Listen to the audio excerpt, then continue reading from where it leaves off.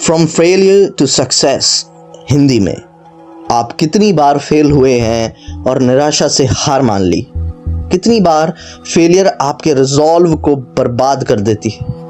सिर्फ बार बार फेल होने से बचने के लिए थोड़ी उम्मीद के साथ कुछ बदला जा सकता है। अगर आप हार से सफलता तक का रास्ता तय करना चाहते हैं तो शुरुआत यहीं से होनी चाहिए। इस समरी में हम फ्रॉम फेलियर टू सक्सेस किताब के बारे में बात करने जा रहे हैं, जिसे मार्टिन मीडोज ने लिखा है। किताब से आप फेलियर पर काबू पाने और सफलता हासिल करने के लिए रोज की जरूरी आदतों और एक्सरसाइजेज के बारे में सीखेंगे। परिचय। किताब से पता चलता है कि हार असल में क्या है और इससे क्रिएटिव तरीके से कैसे निपटा जा सकता है, जो आपको सफलता हासिल करने में मदद करेगा। लेखक ने अपनी जिंदगी में कई फेलियर्स का सामना किया है। किताब में उन्होंने अपने बड़े एक्सपीरियंसेस को बताया कि उन्होंने कैसे एक दोस्त की हार को बदल दिया और आखिरकार वह सफलता हासिल की जो वह सालों तक करने में हार रहे थे। हार जिंदगी की एक सच्चाई है दोस्तों। आप उस पर गुस्सा हो सकते हैं या उसी से दोस्ती कर सकते हैं और इसे अपनी जिंदगी को बदलने के लिए एक टूल के रूप में इस्तेमाल कर सकते हैं। इसके बजाय अगर आप क्रिएटिव अप्रोच अपनाना चाहते हैं तो यह किताब आपकी मदद करेगी। आपकी मेंटल फ्लेक्सिबिलिटी विकसित कर सकते हैं और हार को सफलता में बदल सकते हैं। इस किताब को चुनने के बहुत से कारण हैं, लेकिन दो सबसे महत्वपूर्ण कारण ये हैं। पहला, इसमें बहुत सारे अभ्यास हैं जिसे आप सीखने के लिए लागू कर पाएंगे। दूसरा, ये जब मैंने इस किताब को ऑर्डर किया तो मैं इस बुक किताब का दाम देखकर हैरान रह गया और मुझे लगा बहुत से लोग तो ये किताब शायद ऑर्डर ही ना कर पाएं। और शायद इस किताब की समरी देखने के बाद सबको यह तय करके मदद मिलेगी कि इस किताब को ऑर्डर करके डिटेल में पढ़ें या नहीं। इस समरी को अंत तक बहुत ध्यान से पढ़ें और मुझे यकीन है कि मैं आपको अपने सवालों के जवाब इस किताब में ज़रूर दिलवा दूंगा। इस किताब में आप सीखेंगे, पहला, हार के बारे में सोचने का अलग तरीका। दूसरा, 7 तरह के फेलियर्स और उन्हें कैसे संभालना है। तीसरा, सफलता के फ्रेंडली माइंडसेट को डेवलप करने और मेंटेन करने के लिए 5 रूल्स और प्रैक्टिसेस। चौथा, हर हार से डील करने के लिए 5 स्टेप प्रोसेसेस। पांचवा, चलते रहने के लिए स्ट्रेंथ बिल्ड करने के लिए 3 मास्टर स्ट्रैटेजीज। छठा, हार मानने के 4 और अहम महज कारण। तो चलिए शुरू करते हैं। पहला भाग, आपकी फेलियर की परिभाषा क्या है? फेलियर का सीधा सीधा मतलब यह है कि आप जिस घटना से कुछ सीखने में फेल हो जाते हैं तो वह आपका फेलियर कहलाता है।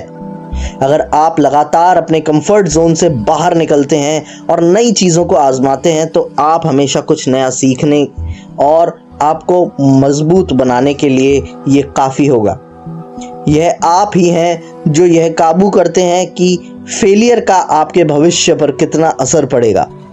आप फेलियर के बारे में अपने भरोसे को बदलने के लिए इस किताब में बताए मेटाफर्स का इस्तेमाल कर सकते हैं। आप फेलियर के बारे में 3 पावरफुल मेटाफर्स का इस्तेमाल करते हैं। पहला, एक भूल भुलैया को नेविगेट करने के लिए फेलियर के बारे में सोचना, जिसमें हर एक फेलियर आपको अंत के करीब पहुंचाने में मदद करता है। दूसरा, फेलियर को एक स्कल्पचर टूल के रूप में देखना। तीसरा, फेलियर को एक ऐसा फिल्टर मानना जो उन लोगों को खत्म कर देता है जो डेडिकेटेड ही नहीं है।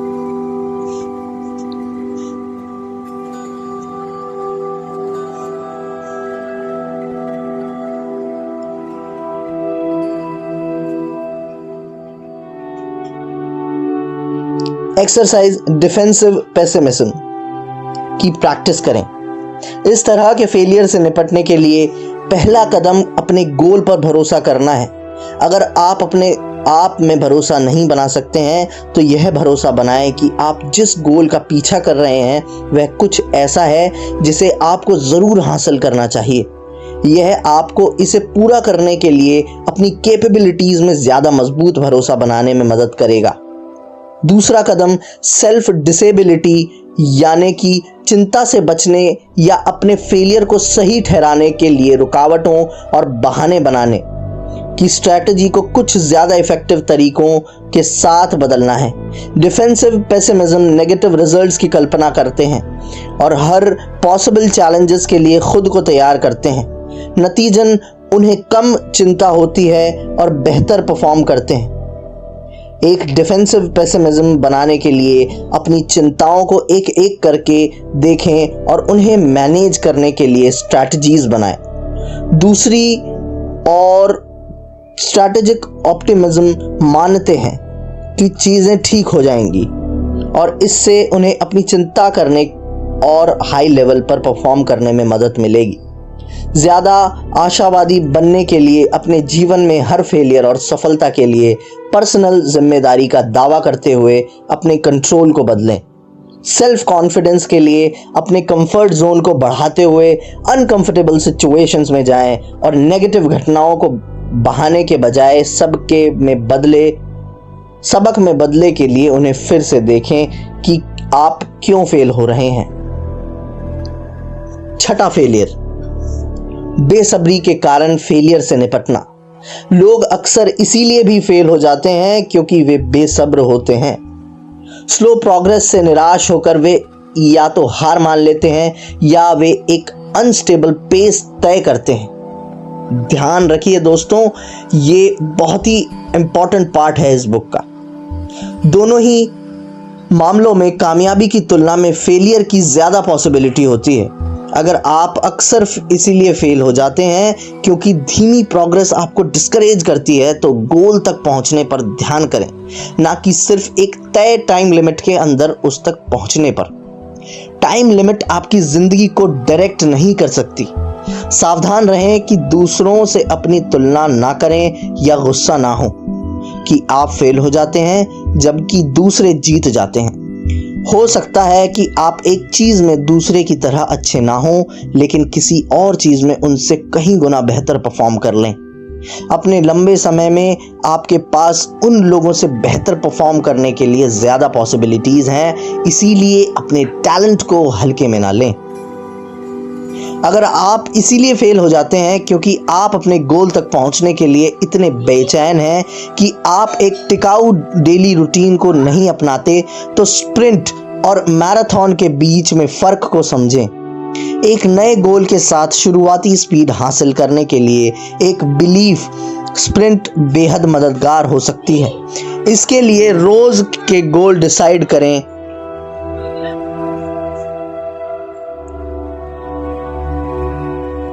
अगर आप इसीलिए फेल हो जाते हैं क्योंकि आप अपने गोल तक पहुंचने के लिए इतने बेचैन हैं कि आप अपने एक टिकाऊ डेली रूटीन को नहीं अपनाते हैं, तो स्प्रिंट और मैराथन के बीच फ़र्क को समझें। एक नए गोल के साथ शुरुआती स्पीड हासिल करने के लिए एक ब्रीफ स्प्रिंट बेहद मददगार हो सकता है। इसके लिए रोज़ के गोल डिसाइड करें और उन्हें हासिल करने पर ध्यान लगाएं।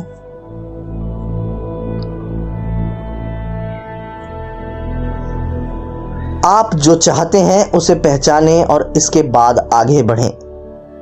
आप अपनी ज़िंदगी में जो चाहते हैं उसे आपको पहचानना चाहिए और उसके पीछे जाना चाहिए। अपना खुद का एक विज़न बनाएं कि आप अपनी पूरी ज़िंदगी को कैसे जीना चाहते हैं और उन गोल्स की एक लिस्ट बनाएं जिन तक आप पहुंचना चाहते हैं, ताकि सही मौके के सामने आने पर उन्हें पहचानने में मदद मिल सके। अपनी हेल्थ, रिलेशनशिप्स, मनी और पूरी ज़िंदगी को ध्यान में रखकर अपना विजन बनाएं। अपने आप को माफ़ करें। फेलियर से निपटने के लिए एक दूसरा स्टेप खुद को माफ़ करना होता है।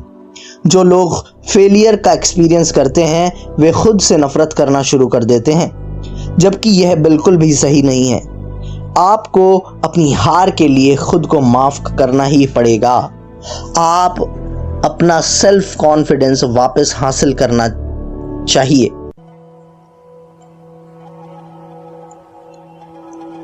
सेल्फ क्रिटिसिज्म को सेल्फ कंपैशन में बदलना सीखना फेलियर से निपटने और नए सेल्फ कॉन्फिडेंस को वापस हासिल करने के लिए जरूरी है। अपने सबसे अच्छे दोस्त बने, अपने प्रति दयालुता बढ़ाएं कि 3 सबसे अच्छे तरीके ये हैं।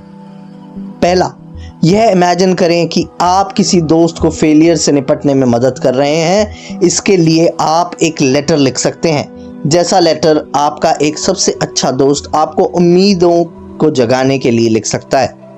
अपनी सेल्फ क्रिटिकल आवाज सुनते समय उसे पॉजिटिव सेल्फ टॉक में बदल लें या उन चीजों को करके खुद नर्चर करें जो आपको अच्छा महसूस कराती हैं।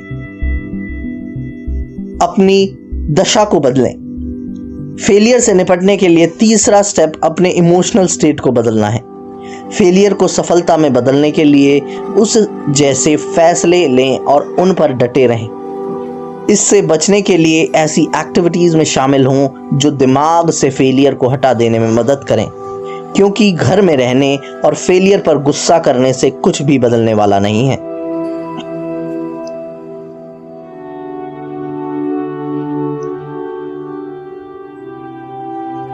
एक ऐसी चीज ढूंढें जिसके बारे में आप लंबे समय तक पैशनेट हो सकें। खुद को डिवोट करें। एक ऐसी चीज ढूंढें जिसमें आप अपना लंबे समय तक पैशनेट होकर रह सकते हैं। यह आपको उन सिचुएशंस में जाने में मदद करेगा जिनमें आप अपनी दिमागी मजबूती को बढ़ा सकते हैं। ऐसे आइडियाज में सभी तरह के खेल, पब्लिकली बोलना, stand up comedy, dance, yoga और ट्रैवल शामिल हैं। आइडियली आपके पैशन के लिए आपको लगातार अपने कंफर्ट जोन से बाहर कदम रखना चाहिए। इसके लिए प्रोग्रामिंग, खाना पकाने या क्रिएटिव स्किल्स जैसे ड्राइंग, पेंटिंग या फोटोग्राफी में भी अच्छी तरीके से मिल सकते हैं। एक्सपेरिमेंटल अप्रोच अपनाएं। चलते रहने के लिए, ताकत बनाने के लिए आपको एक्सपेरिमेंटल अप्रोच को अपनाना होगा। एक सक्सेसफुल एक्सपेरिमेंट करने के लिए एक बजट तय करें। रिसोर्सेज के एक स्पेसिफिक अमाउंट को चुनें जिसे आप इसके लिए डेडिकेट करेंगे, चाहे वह पैसा हो, समय हो या एनर्जी हो, और इसे तब तक चलाएं जब तक आपको कॉन्क्रीट डेटा ना मिल जाए। रिजल्ट की परवाह किए बिना वैल्यू ढूंढें। अक्सर चलते रहना मुश्किल होने का मेन कारण है कि आपको लगता है कि आप जो कर रहे हैं वह बेकार है, या समझ में नहीं आता कि आपको कोई रिजल्ट नहीं मिल रहा है, तो आप निराश हो सकते हैं। यह नॉर्मल है, क्योंकि आखिर कौन कुछ ऐसा करना जारी रखना चाहेगा जो बेकार हो, या लॉजिक अपने आप में समझ में आता है लेकिन आपकी कोशिश शायद ही कभी बेकार होती है। हार मानने के 4 कारण। पहला, अगर आप के अनुकूल नहीं है तो इसे छोड़ दें। रीजन दूसरा, अगर आप अपने मनचाहे परफॉर्मेंस या अचीवमेंट के लेवल को हासिल नहीं करते हैं तो हार मान लें, ऐसा ना करें। तीसरा, अगर आप सिर्फ डूबते हुए खर्चों के कारण चल रहे हैं तो हार मान लें। ये एक सबसे बड़ी और गलत बात है दोस्तों। रीजन चौथा, अगर आप लगातार कैचअप करने से खेल रहे हैं तो हार मान लें। अगर आप अपने गोल के साथ लगातार पीछे जा रहे हैं तो शायद आप जिस गोल का पीछा कर रहे हैं वह आपके लिए उतना जरूरी नहीं है जितना आपको लगता है। अगर आप लगातार अपने गोल के साथ कैचअप खेल रहे हैं, अगर आप बाकी चीजों के लिए अपना समय निकाल सकते हैं लेकिन शायद ही कभी अपने जरूरी गोल के लिए समय नहीं निकाल पा रहे हैं, तो शायद अब आप उस गोल की परवाह नहीं करते हैं जैसा आप पहले करते थे।